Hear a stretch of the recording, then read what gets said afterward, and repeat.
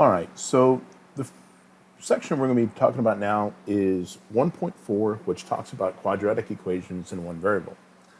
So we've talked about factoring quadratic expressions when we did the grouping method or we did the shortcut, that kind of thing. So now what we're doing is we're actually going to be solving these kinds of equations, okay? So quadratic equations are always going to be written in this form here, ax squared plus bx plus c equals 0. Remember, the number a, if it's the number 1, I can use the shortcut if I'm going to factor. If it's not the number 1, then I'll probably use the grouping method if I'm going to factor. Again, that's our quadratic equation, and this is the one that we call that it's in standard form, which is the one that we've seen already. So the zero factor property just says that if a and b are complex numbers, and when we multiply them, we get 0, then that means either the first number or the second number is going to be 0. So all this is saying right here is if you take two numbers and you multiply them together, and the answer is 0, that's just telling you that either the first number was 0, or maybe the second number was 0, maybe they're both 0, okay? All right, so the problem here says solve by using the zero factor property. So this just means we are going to factor, okay? Again, the number in front of my x squared is a 1. So since the number in front of my x squared is a 1, I can do the shortcut, okay? So remember, when I do the shortcut, I'm going to take 1, the first number, times the last number. So 1 times 6 is 6. I'm going to make a list of the numbers that I know multiply to 6. Well, 1 and 6 and 2 and 3. And I want to see which of these pairs add up to the number that's in the middle. Well, I want you to notice the number in the middle, it's not just 5, it's negative 5.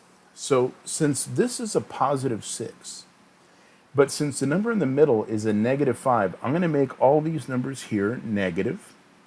If you notice, when I multiply, I'm still going to get a positive 6. The ones that will add up to the negative 5 will be those right there. So now I'm going to go ahead, again, since I'm using my shortcut, I'm going to go x and x. That's always going to be part of the shortcut. The two numbers we're using are minus 2 and minus 3 equals 0. And now I'm going to set each part equal to 0. So x minus 2 equals 0. X minus 3 equals 0. Remember, when I move that 2 from one side to the other, the sign of the 2 is going to change. So it's now going to be a positive 2. Same thing with this 3. When I move it over, the 3 is going to become a positive 3, right? And there are my two answers, okay? So guys, one thing I want to mention about these problems here in section 1.4, if you notice, I have an x squared. That's the highest power of x I have. Since that's the highest power of x I have, I'm always going to end up with two answers, okay? So let's try the next one. Okay, first thing I notice, the number here is not a 1. Okay, so I can't use a shortcut. That's okay. I'm just going to group them. So remember the way we do grouping. We multiply the first number and the last number. So 5 times negative 2 is a negative 10. I'm going to make a list of all the numbers that I know that multiply to 10. Well, 1 and 10 and 2 and 5, okay? Now, I want you to notice the number in the middle. It's not just a 3, it's a negative 3, okay? So since I want to get a negative 10 when I multiply them, that just tells me that one of those numbers there is going to have to be negative, okay? Either the 1 or the 10 or the 2 or the 5. Since the number here in the middle is negative, since it's a negative 3, the bigger numbers will be negative. And now I say, okay, which ones will give me the negative 3, a positive 2, and a negative 5? All right, so now let's go ahead and factor this. So I'm going to rewrite it. So I'm going to write 5x squared. I'm going to use the first number I have here, plus 2x. Using the next number, minus 5x minus 2 equals 0. Out of these first two pieces, I can factor out the letter x. That leaves me with a 5x plus 2. Okay. When I look at these two here, there isn't much that I can factor out, but since they're both negative, and actually because this one here is negative, I'm going to take out the number negative 1. All that does is change my signs. 5x plus 2 equals 0. Those pieces are exactly the same, so I get a 5x plus 2. They collapse into one factor. X minus 1 gives me my second factor. And then again, we're going to set each part equal to 0. So 5x plus 2 equals 0, and x minus 1 equals 0. When I move this 2 over, it's going to become a negative 2. Then we can divide both sides by 5, and we come up with x is equal to negative 2/5. Okay, there's my first answer. When I move the 1 over, again, that sign is going to change, and we end up with x is equal to 1. Alrighty, so let me keep scrolling down here. Okay, we got a couple more. Alright, so for this problem right here, the first thing I want you to notice is that the number in front of my x squared is negative. Okay, instead of me moving the 3 to the left, I'm actually going to move the 4x squared this way along with that x. Okay, so remember, all that's going to do is change my signs. Now I'm going to have, I'll leave 0 over here because I'm moving everything over. So that's going to become a positive 4x squared, a negative 1x, and we already had a minus 3. So now let me multiply the first and the last number. 4 times negative 3, negative 12. I make a list of the numbers that I know multiplied at 12. Okay. Again, since it's negative, I know one of those numbers is going to be negative, right? Look at the number in the middle. It's a negative 1. Since the middle number is negative, the bigger numbers will also be negative. Okay. So now we're going to write 0 equals 4x squared. Guys, I want to point something out. When I use those numbers there, it's not important whether if I put the plus 3x or the plus 3 first or the minus 4, as long as I use those numbers with those signs. So I can write plus 3x and then minus 4x, or I can write minus 4x and then plus 3. These two here can be interchanged, but the signs have to be the way they are, okay? So I'm going to show you what I mean. I'm going to put the negative 4x coming next, and then a plus 3x, and then minus 3. So, oops. Come on, pen. There we go. Okay, so from there, I can factor out a 4x. Oops. And I'm left with x minus 1. And I can take out a 3, and I'm left with x minus 1. So here is my x minus 1. It comes into one factor. 4x plus 3 is my next factor. And then I'm going to set each part equal to 0.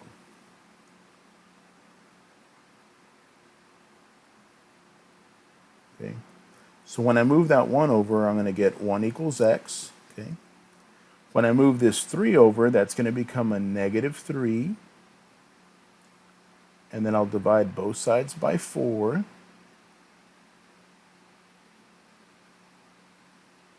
And x equals negative 3/4. So guys, one thing I do, again, I want to mention again, look how many answers we're coming up with. 2 answers, right? When we did this one here, same thing, 2 answers, right? When we did the first problem, where is it? Here we go. 2 answers, right? So x squared's always going to give me 2 answers, okay? So look, there's a smaller problem right here. I know we didn't forget it. Okay, so guys, what we can do with this one here, if you'll remember the difference of squares formula, some of you may remember it, some of you may not. So I'm going to write it down right here for us. Okay. That's the letter B, not the number 13. Same thing. Aquí. So a squared minus b squared equals a minus b times a plus b. So all this means is, I want you to think about it this way. And I'll tell you when you can do this kind of little method. So number 1, I got to have 2 pieces only. Okay. And they both have to be perfect squares. So I know x squared is a perfect square because, again, it has the x on it, right? So in the first spot, I'm going to say, what times what gives me x squared? Well, x and x. In the second spot, I'm going to say, what times what gives me 64? Well, 8 and 8, one of them will be minus, one will be plus. Okay? And then we're just going to set each part equal to 0. So x minus 8 equals 0. When I move that over, that gives me x equals 8. And then x plus 8 equals 0. When I move that over, that gives me x equals negative 8. Again, notice, how many answers do we have? We have 2. Okay. All right. So that's a little bit about factoring. The second part we have here deals with something called the square root property. And the square root property just says if x squared is equal to k, then x equals the positive square root of k or x equals the negative square root of k. So in essence, what we're going to be doing here, guys, when I have these problems like this, is we're going to be taking what we call the square root on both sides. Okay? And notice I'm putting plus and minus because one of them will be positive, one will be negative. So the square root and the x and the squared are going to cancel each other out. That's just going to give me an x. Okay? The square root of 121 is 11. So my two answers will be x equals 11 and x equals negative 11 because of that plus and minus. One of them is positive, one of them is negative. Okay? So I'll do the same thing here with this problem. 27, I'm going to move that x squared over, equals x squared. Again, I'm going to take the square root on both sides. Okay. Now, in case you forgot, remember what the square root means. The square root means you're grouping in terms of 2. You're getting pairs. So I want us to think about the number 27 for a little bit. Okay, I'm going to break it down. 27 is 3 and 9, right? 9 is 3 and 3. Notice what we have a pair of. We have a pair of 3s. So this 3, because it's in a group of 2, gets to come outside. Oops, sorry. For plus and minus in the wrong spot. This 3, because it's left on its own, is still on the inside. Okay. I want you to notice, look how I wrote my answer. Plus or minus 3 square root of 3. I really want you to understand that there's two answers here. One of them is x equals 3 square root of 3. And the other one is x equals negative 3 square root of 3. That's exactly what the plus and minus is, okay? In your homework, you're going to have this, when you're doing your homework on my math lab, you'll have that little, oh, come on, pen. Hold on, guys, my pen is freezing up on me. Okay, in your homework, in my math lab, you're going to see that little symbol there. So you can use that little symbol if you need to, okay? You don't have to put 3 square root of 3, and then comma negative 3 square root of 3. You can use the little plus and minus, and it should work. Okay. Alrighty. So let's try the next one here. So I got x squared equals negative 81. Okay. Square root, plus and minus. Okay. So the square and the square root cancel each other out. Okay. Plus and minus. Let's see, the square root of 81 is 9. Now, again, because we have that negative on the inside, from complex numbers, we remember that if there's a negative on the inside, what's going to come out? The I, right? So my answer here is just x equals plus or minus 9i. Again, I'm going to just write this down again. You don't have to write this part down, or you don't have to do this in your homework. But again, I just want you to realize that there really are two answers here, right? It's acceptable to write them like that.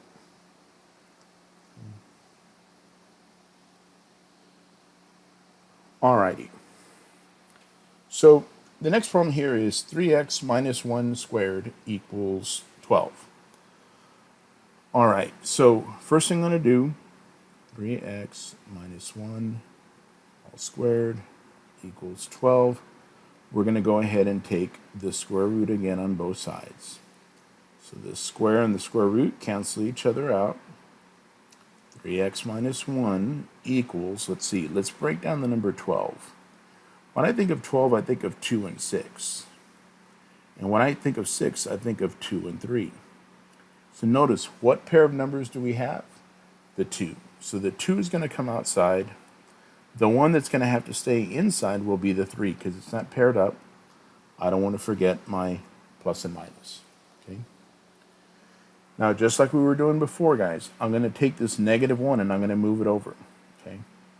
So now that's going to give me a 3x equals, since it's a negative, but it crosses over, becomes a positive 1, plus or minus 2 square root of 3. I can't combine anything right here, okay? I can't combine anything, so I'm not going to. Now, the last thing we're going to do is, let's divide both sides by 3. And we end up with x equals 1 plus or minus 2 square roots of 3 all over 3. Again, guys, remember, there really are 2 answers there. Okay. All right.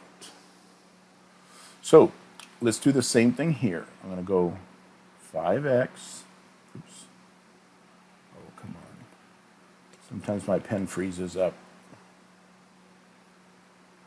5x minus 3 squared equals -3. Take the square root on both sides. So this is going to give me 5x minus 3 equals plus or minus. Now, 3 in itself, I can't simplify. But the fact that we have a negative in here just tells me that the I will come out and the 3 will stay in. Okay? So, just like we did before, guys, this -3 is going to move over. It's going to become a positive 3 plus or minus I square root of 3. The last thing I'm going to do now is divide both sides by 5. And we come up with x equals 3 plus or minus I square root of 3 all over 5. And again, just remember that there really are 2 answers there, right? Okie dokie. All right. So the next part here in 1.4 talks about the quadratic formula.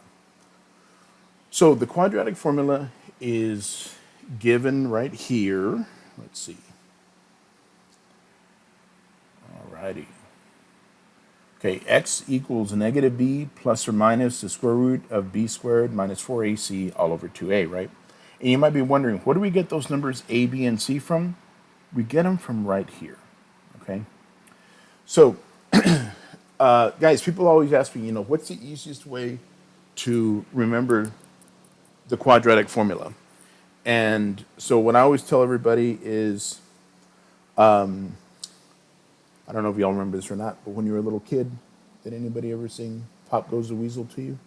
Dun, dun, dun, dun, dun, dun, dun, dun, right? Okay. So I'm going to sing it to you. Yes, in my melodious voice.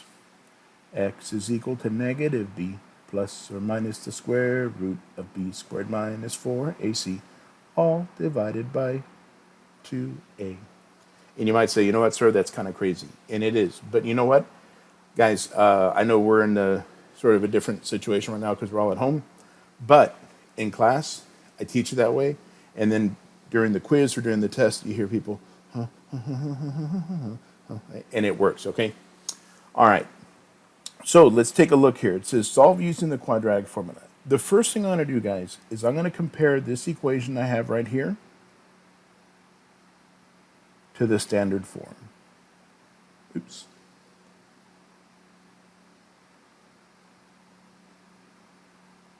Okay. And what we're going to do, we're going to look for the numbers a, b, and c. Okay. So when I look at this problem here, it looks like the number a is 1, b is -1, c is also -1, okay?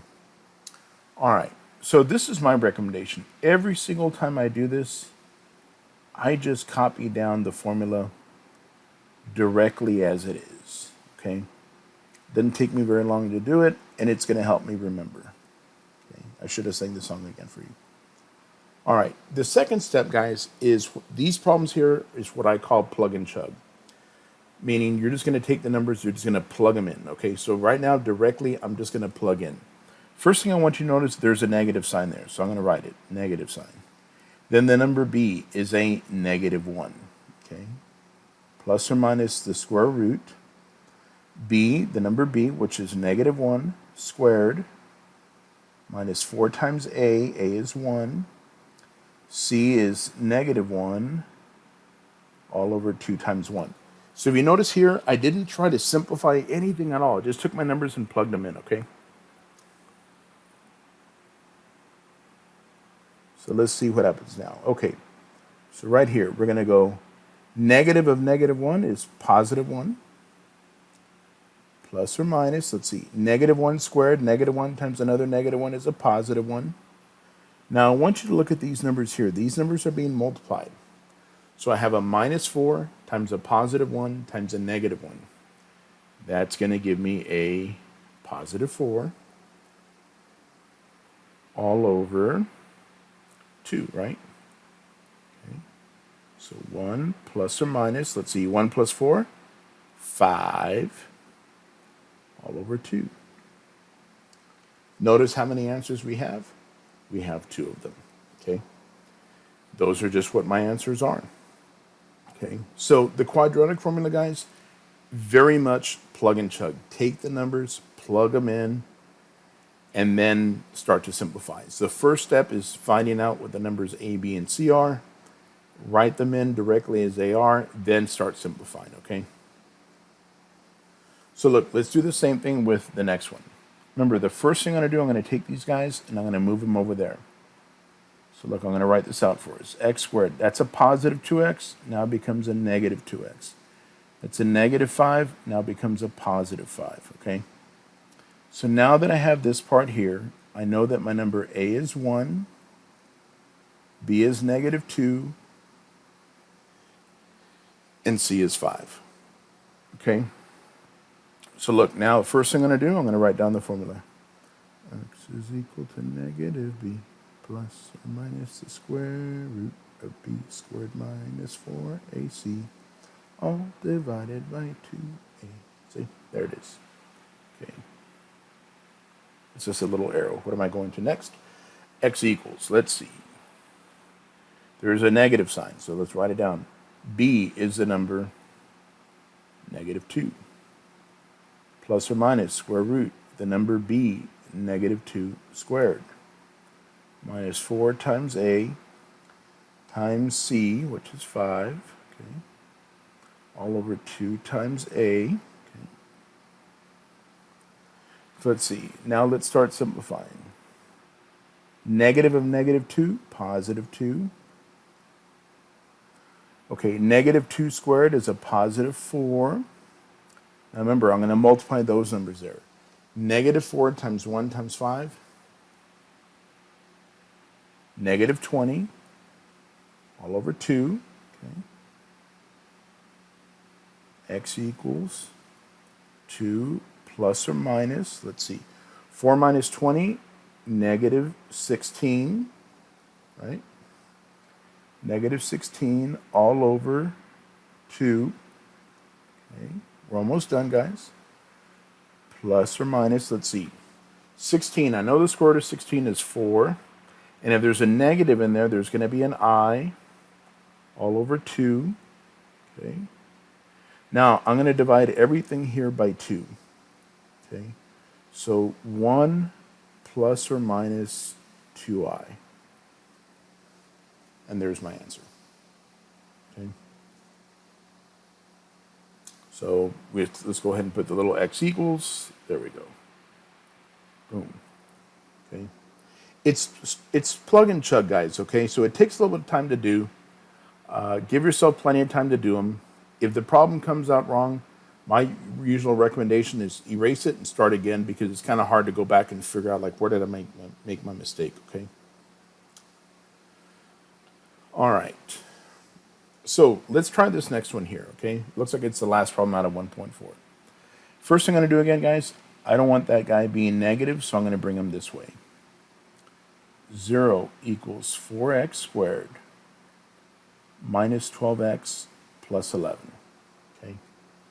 So now let's go ahead and just write it out. What's A? What's B? What's C? Okay. A is 4. B is negative 12. C is 11. Okay. So now let me go ahead and, write down my formula. X equals negative B.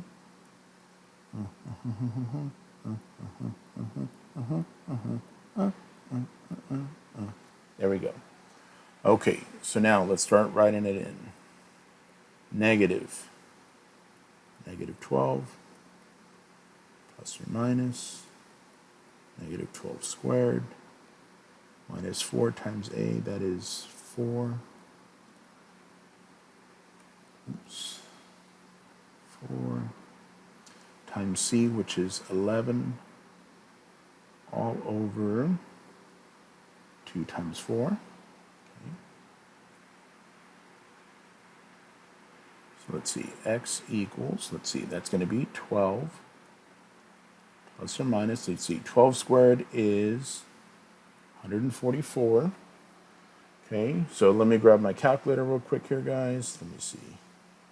Here we go. It should be coming up. Turn it on. There we go. All right, so I want 4 times 4 times 11, 176. So a minus 176, okay, all over 8. X equals 12 plus or minus, let's see. I just turned off my calculator. Let me pull it up again. 144 minus 176, negative 32, all over 8. Okay. So let's see if we can keep simplifying. 12 plus or minus. Okay. So I'm going to do this over here on the side, guys, so you can see what it is I'm referring to. Yeah, here we go. Okay. So let's take the number 32 and let's break it down. Okay, I think of 8 and 4. I think of 2 and 4. I can actually stop right here. Remember what it is I'm doing. I'm taking the square roots. So I'm looking for pairs. What number do I have a pair of? I have a pair of 4s. Can I break those 4 down again? Of course I could, but I already have a pair of them. What number do I not have a pair of? 2. So the number that's going to come outside is the 4. The number that'll stay inside is the number 2. So we said the 4 is going to come outside, the 2 will stay inside, and because it's negative, we're going to have the I, and on the bottom we have an 8. Okay. Now, my next step is, what can I simplify or reduce those numbers by? I can divide them all by 4, right?